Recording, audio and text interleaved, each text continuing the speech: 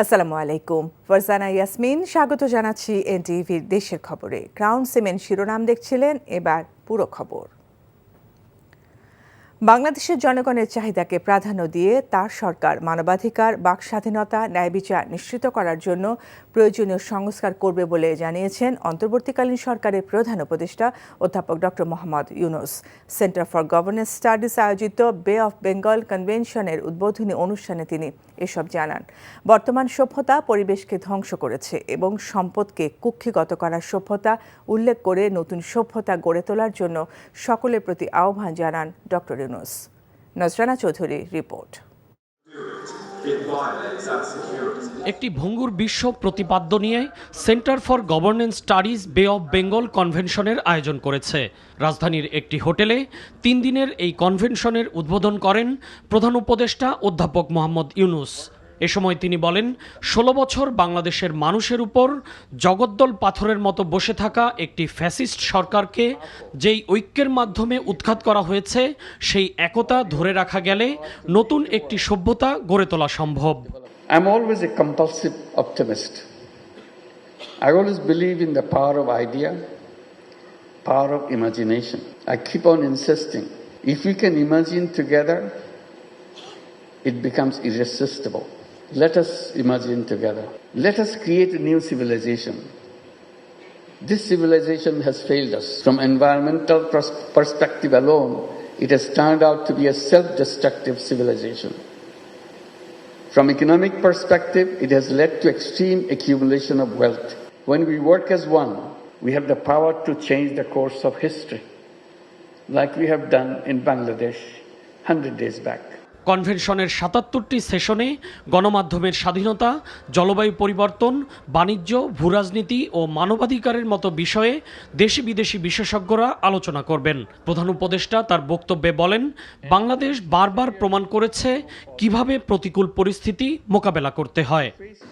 Voices of the entire nation, voices that have demanded change, voices that continue to push us all to build a future based on human rights, freedom of speech, justice, and inclusion. এই কনভেনশনে বিশ্বের 80টি দেশের প্রতিনিধি ও আলোচকরা অংশ নিচ্ছেন। নজরানা Chowdhury, NTV news, Dhaka. মশাবাহিত dengue রোগে আক্রান্ত রোগীর মৃত্যু থামানো যাচ্ছে না। এক্ষেত্রে সিটি কর্পোরেশনের নানা উদ্যোগ কেন সফল হচ্ছে না সে ব্যাপারে গবেষণালব্ধ সুনির্দিষ্ট কিছু কারণসহ সুপারিশ দিয়েছেন মশা নিয়ে গবেষণায় আছেন এমন একজন বাংলাদেশি শিক্ষক। মশার লালার প্রোটিন কিভাবে রক্ত খাওয়ার আচরণ ও রোগ সংক্রমণ নিয়ন্ত্রণ করে, এমন বিষয়ের উপর জাপানের কানাজাওয়া ইউনিভার্সিটি থেকে পিএইচডি অর্জনকারী শিক্ষকের সাথে কথা বলেছেন শামসুল হক হায়দরি। ক্যামেরায় ছিলেন এনামুল হক। শহরের বিভিন্ন এলাকায় মশা মারতে ধোঁয়ায় আচ্ছন্ন করে ফেলছেন সিটি কর্পোরেশন নিয়োজিত কর্মীরা। পাশাপাশি নালা নর্দমা কিংবা জলাবদ্ধ স্থানে ছিটান তরল ঔষধ। এসবের পরও পরিস্থিতির তেমন উন্নতি হচ্ছে না। এই অবস্থার একাধিক কারণ আছে বলে জানান মশা নিয়ে গবেষণাকারী এই বিশেষজ্ঞ। ফগার মেশিন দিয়ে মশা কন্ট্রোল করা যাবে, এটা আসলে আমার তেমন বেশি এই জায়গাতে আমার আস্থা নাই। এখন আমরা যে আসলে ক্লোরোপাইরিপস অথবা টেলপস যেটা ইউজ করতেছি না কেন, ওইটা কি আসলে আমাদেরকে খুব ভালো কোয়ালিটির ইউজ করতেছি, এই জায়গাতে আমার একটা কনসার্ন আছে। এটা কি এক্সপায়ার্ড? আমরা যখন বাইরে থেকে অনেকগুলো জিনিস নিয়ে আসি, এগুলো ব্যবসায়ীরা বিভিন্ন ধরনের জিনিসগুলো বিভিন্নভাবে নিয়ে আসার পরে এগুলো কি হয়, কোয়ালিটি আদৌ মেনটেন করে কিনা, আমার এই জায়গায় যথেষ্ট সন্দেহ আছে। মশা মারার চেষ্টার চাইতে মশার লার্ভা নির্মূলে বেশি নজর দিতে হবে। এ কাজে স্থানীয় সরকারের পাশাপাশি নগরবাসীকে সম্পৃক্ত করলে ভালো ফল পাওয়া যাবে বলে মত এই গবেষকের। আমরা যদি এই ক্লোরোপাইরিপস বলি, যেটা লার্ভিসাইড বলি, এগুলো এত দাম না, এগুলো সস্তা। এবং সরকার অথবা প্রশাসন যারা যেভাবে কাজ করতেছে, এরা যদি এই জিনিসগুলা মানুষের বাসা বাড়িতে নিজেরাই প্রোভাইড করতো এবং ওদেরকে যদি এনকারেজ করতো যে আমাদের লোকবল সংকট আছে, আপনারা বাসার আশেপাশে যে ড্রেন আছে, এই ড্রেনের আশেপাশে প্রতিদিন সকাল বিকাল একটু একটু আপনারা লার্ভিসাইডটা দিবেন। সরকার এবং আমরা সিটি ডিউএলআর যারা আছে, এরা যদি আমরা কম্বাইনলি একসাথে কাজ করি, এটা আমাদের জন্য আরও সহজ হবে। বর্তমানে মশা তাড়াতে বাসা বাড়িতে কয়েল সহ নানা উপাদান ব্যবহার করা হয়। এসব ব্যবস্থা স্বাস্থ্যের জন্য ক্ষতিকর। এই অবস্থায় মশার কামড় থেকে বাঁচতে ঘরে তৈরি সহজ একটা রেসিপিও দিলেন ডক্টর আশিকুল। লবঙ্গ ইউজ করি, তারপর মৌরি ইউজ করি, তারপর আমরা সিনামন স্টিক্স ইউজ করি, যেগুলোকে আমরা দারুচিনি বলে থাকি। এগুলো সব কিছু গ্রাইন্ডিং করে এটা জাস্ট আমরা টি স্টেনার দিয়ে আমরা ওইটা নিয়ে নিব। ওইটা নিয়ে যে ঠিক সেম আমরা করোনার সময় যেভাবে 20 টাকা 30 টাকা দামের বিভিন্ন স্যানিটাইজার স্প্রে ইউজ করেছিলাম, স্প্রের মধ্যে এগুলো আমরা ভরার পরে আমরা যখন কোনো জায়গায় যাব কিছুক্ষণ পরে ঘন্টা আধা ঘন্টা পরে এটা আমরা এখানে স্প্রে করব। এটা কোনো ধরনের টক্সিসিটি করে না, কোনো ধরনের অ্যালার্জিক রিয়াকশন করে না। মশা নিয়ে গবেষণার জন্য উন্নত ল্যাব সৃষ্টি করতে হবে। সেখানে বিশেষজ্ঞদের কাজে লাগাতে পারলে পরিস্থিতি নিয়ন্ত্রণে রাখা সম্ভব বলে মনে করেন সংশ্লিষ্টরা। শামসুল হক হায়দরি, এনটিভি নিউজ, চট্টগ্রাম।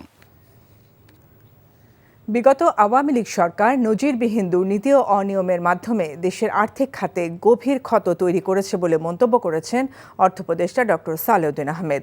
দুপুরে রাজধানীর ব্র্যাক বিশ্ববিদ্যালয়ে আয়োজিত এক অনুষ্ঠানে এমন মন্তব্য করেন তিনি। এ সময় সিপিডির সম্মানীয় ফেলো ডক্টর দেবপ্রিয় ভট্টাচার্য বলেন, আওয়ামী লীগ সরকার দেশের মানুষকে অর্থনীতির যে প্রবৃদ্ধির তথ্য দিয়েছিল তাতে মারাত্মক ভুল ছিল। মইদুল ইসলামের রিপোর্ট। বাংলাদেশে অর্থনৈতিক সংস্কার শীর্ষক এই অনুষ্ঠানে অর্থ উপদেষ্টা তার বক্তব্যে তুলে ধরেন আর্থিক খাতে বিগত আওয়ামী লীগ সরকারের ভুল নীতি গ্রহণ, অপ্রয়োজনীয় প্রকল্প হাতে নিয়ে আসা সহ নানা অনিয়মের চিত্র। আর এ কারণে দেশের অর্থনীতিতে গভীর ক্ষত তৈরি হয়েছে বলেও জানান অর্থ উপদেষ্টা। ফাইন্যান্সিয়াল সেক্টরে এত বড় একটা গভীর ক্ষত প্রকাশিত হয়েছে, যেটা আপনার বাড়িতে কল্পনা করতে পারবেন না। পৃথিবীর কোনো দেশে দেখি নাই 25 বছরে, সে তো বহু দেশ গিয়েছে, এইরকম ফাইন্যান্সিয়াল সেক্টর এত অনিয়ম, এত বিশৃঙ্খলা, এত করাপশন কোথাও দেখে নেই। এখন সেখান থেকে আমাদের বেরিয়ে আসতে হবে। এই ইনস্টিটিউশনগুলো মোটামুটি বেশিরভাগ ইনস্টিটিউশনই তাকে ধ্বংসের দ্বার প্রান্তে। প্রতিষ্ঠানগুলো বিশেষ করে সরকারি প্রতিষ্ঠান আর স্টেট ওন এন্টারপ্রাইজ, গভর্নেন্স ছিল না, জবাবদিহিতা ছিল না। দৃশ্যমান উন্নয়নের জন্য আর্থিক এবং জ্বালানি খাতে বিগত সরকারের সীমাহীন দুর্নীতির কথা তুলে ধরে সিপিডির সম্মানীয় ফেলো ডক্টর দেবপ্রিয় ভট্টাচার্য বলেন, অর্থনৈতিক প্রবৃদ্ধির ভুল এবং মিথ্যা তথ্য উপাত্ত জনগণের কাছে তুলে ধরত আওয়ামী লীগ। যে প্রবৃদ্ধির যেই তথ্য আমাদের দেওয়া হয়েছিল, সেই প্রবৃদ্ধির যে উপাত্ত দেওয়া হয়েছিল, এইটার ভিতরে মারাত্মক ধরনের সমস্যা ছিল। এবং এক পর্যায়ে যে আমরা বলেছি, আমি অন্য জায়গায় বলেছি, তথ্য উপাত্তের রাজনৈতিকীকরণ করা হয়েছিল, the politicisation of the data and information.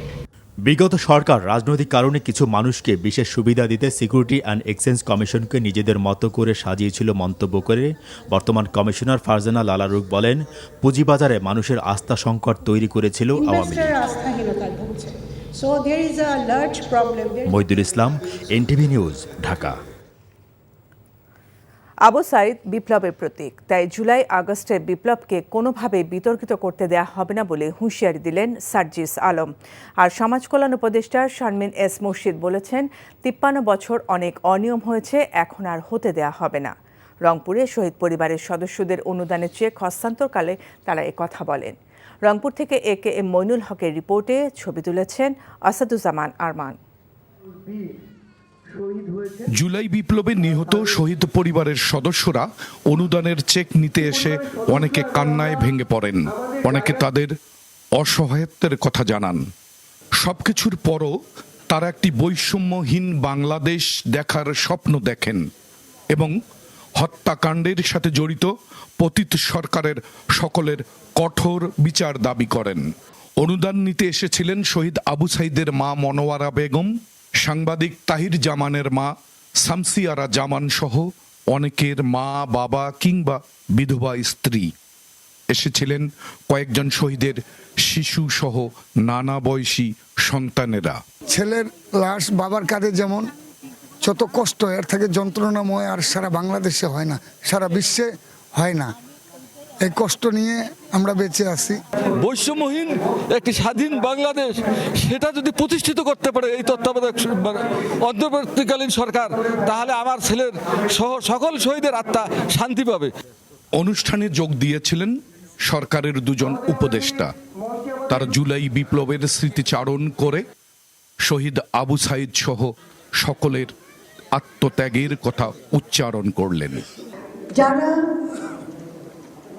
ভাবছেন আমরা আবু সাইদের গল্প বলছি বলে অন্যদেরকে ভুলে যাচ্ছি, ভুল ভাবছেন। আমরা তা করছি না। আবু সাইদ একটা সিম্বল হতে পারে, কিন্তু সে সকলকে প্রতিনিধিত্ব করছে। রংপুরকে আমরা নারী আন্দোলন যারা করি আমরা বেগম রোকেয়ার জন্য অনেক বেশি চিনি, কিন্তু এখন আবু সাইদ সারা বিশ্বে বাংলাদেশকে পরিচিত করিয়ে দিয়েছে সাহসের প্রতীক হয়ে। এই ফাউন্ডেশন শহীদ পরিবার ও আহতদের জন্য নিরবিচ্ছিন্নভাবে কাজ করে যাবেন, এমনটা জানালেন সার্জিস আলম। আমাদের এই প্রসেস যেহেতু শুরু হয়েছে, খুব দ্রুততম সময়ের মধ্যে আমরা আমাদের প্রত্যেক শহীদ পরিবারের কাছে পৌঁছে যাব। আমরা আমাদের প্রত্যেক আহত ভাইয়ের জন্য, আহত বোনের জন্য যেই সুযোগ সুবিধার প্রয়োজন হয় আমরা আমাদের জায়গা থেকে সর্বোচ্চ চেষ্টা করব।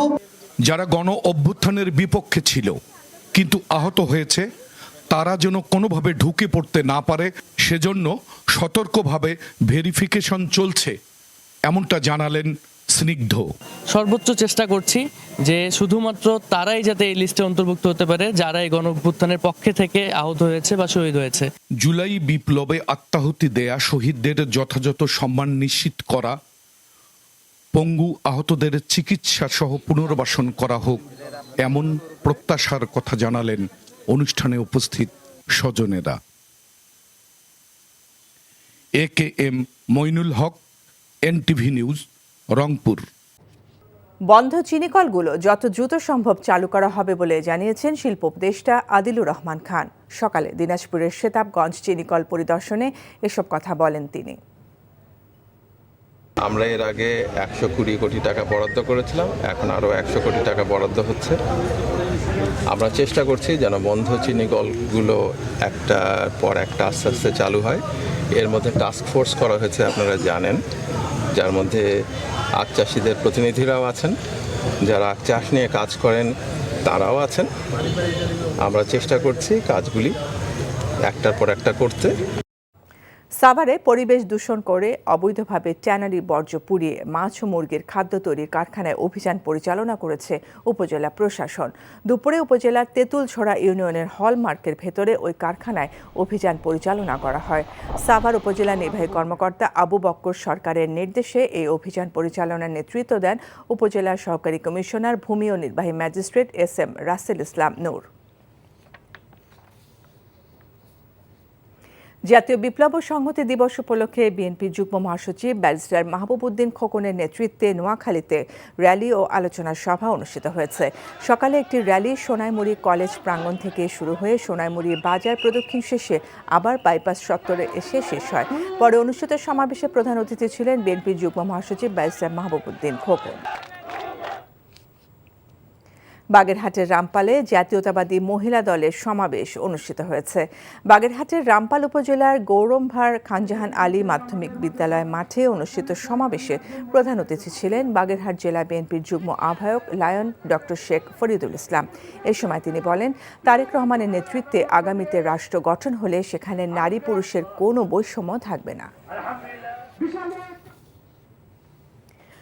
নোয়াখালীতে ইবনে সিনা হাসপাতাল ও ডায়াগনস্টিক সেন্টারের 25তম শাখার উদ্বোধন করা হয়েছে।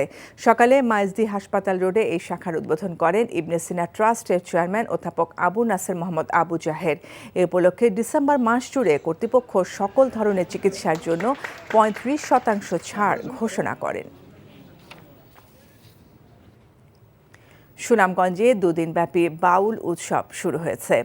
শুক্রবার সন্ধ্যায় জেলা শিল্পকলা একাডেমি প্রাঙ্গণে 2 দিনের বাউল উৎসবের উদ্বোধন করেন প্রধান উপদেষ্টার কার্যালয়ের সচিব সাইফুল্লাহ পান্না। বিশিষ্ট সঙ্গীত শিল্পী প্রয়াত পাগল হাসান স্মরণে এই উৎসবের আয়োজন করে সুনামগঞ্জ জেলা শিল্পকলা একাডেমি। প্রথম দিনের উৎসবে বাউল সঙ্গীত পরিবেশন করেন বাউল শিল্পীরা।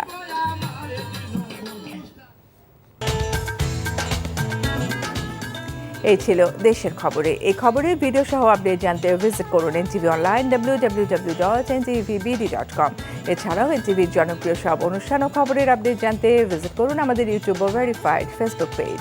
6টায় ইভিনিং নিউজ দেখার আমন্ত্রণ রইল। এতক্ষণ সাথে থাকার জন্য ধন্যবাদ সবাইকে।